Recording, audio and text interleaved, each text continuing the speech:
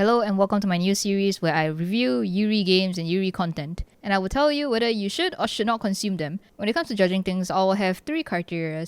1, the art, 2, the plot and how well it's written, and 3, how much it made my heart go doki doki, xd, uwu. The 2 metrics can be somewhat ignored in my opinion. The last one is the most important because when it comes to me and Yuri, it's how much it can make me squeal in my seat. Slight bonus points if it makes me seek out fan fiction and doujins just to satiate my hunger if I'm still hungry for more. Usually this is the case for Yuri bait, but for the most part I will try my best to review things that are blatantly gay. In any case, let's begin. Today I will be reviewing Fatal 12. This is a Yuri VN that I played for like 2 days straight and it was good, I guess. So Fatal 12 is a visual novel that you can buy on Steam for 15 to 20 bucks. It's on the pricier side considering that the play time isn't too long. I think it's like a little over 10 hours. So yeah, whether you want to buy it or not, that's up to you. But in any case, the plot is as follows. You are playing as Shishimai Rinka, a high schooler who dies. In the first part of the story, she gets killed by a bomb blast. Yep, but not to worry, this game isn't about necrophilia. This is one of those Yuri novels that's not mainly about Yuri. The main plot is more of like mystery. If you're into battle royales, stuff like Danganronpa, you will enjoy a novel like this.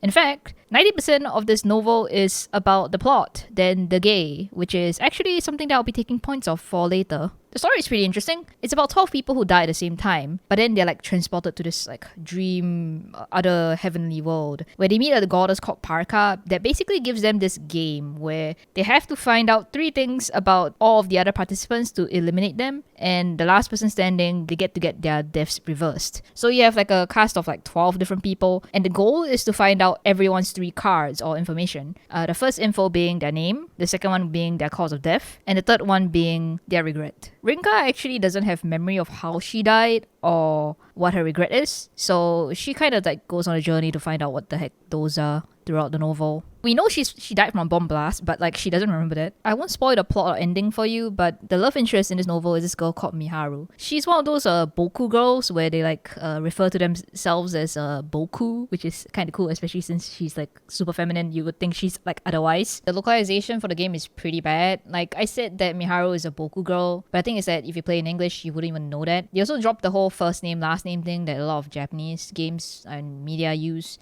which kind of like cuts out how you would know whether characters are getting closer to each other or not, because in Japan they like swap from last name to first name and all that stuff, and I have never seen a novel that unironically used rubber dub thanks for the grub when they translate like ikarakimasu. This is so bad.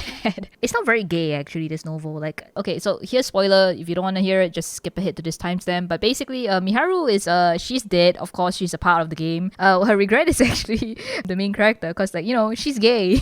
In terms of writing, it was actually a really enjoyable experience. Usually in Yuri, most people don't care about any other character except for the 2 main interests. But for this novel, I kind of cared about everyone. Especially this muscle woman. Her quads.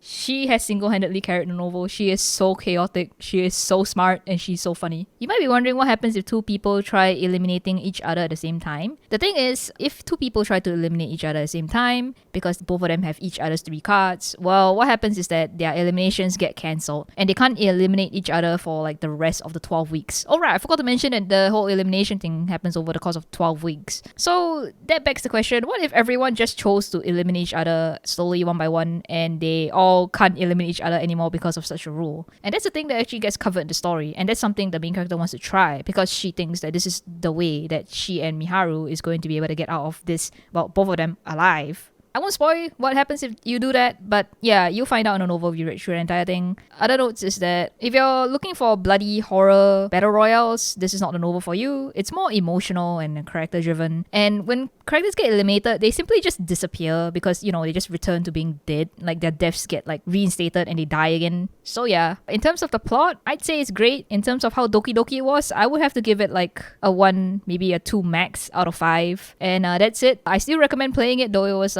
very interesting, and Miharu's pretty cool. So that's it for today.